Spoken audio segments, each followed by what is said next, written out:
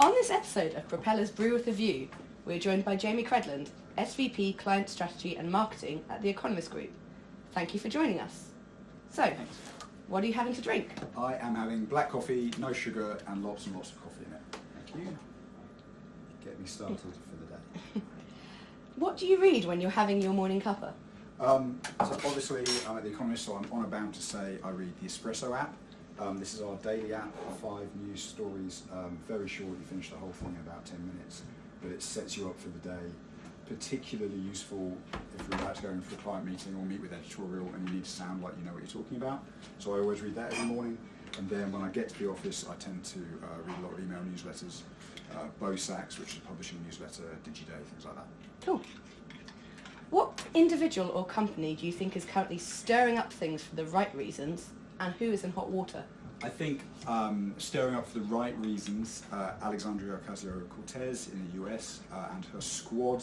I think for people that aren't based in the US, it's hard to understand quite how much they're disrupting things, but the Netflix documentary Bringing Down the House was amazing for that.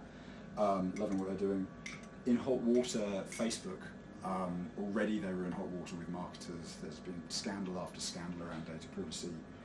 They've just announced Libra. There's a meeting of the G7 finance ministers today, and I suspect their governments are not going to be happy with what Facebook are trying to do next. And what is the one thing you thought was going to make a splash, but hasn't?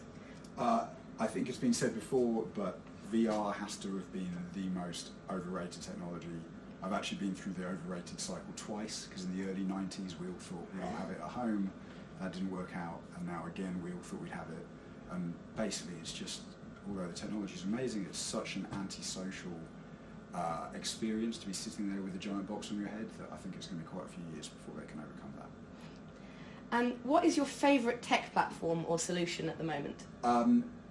It's not a new one. My favourite tech platform is Pocket, which is a very old app for saving articles to read later.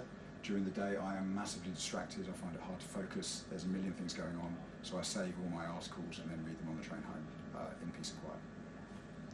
Thank you very much.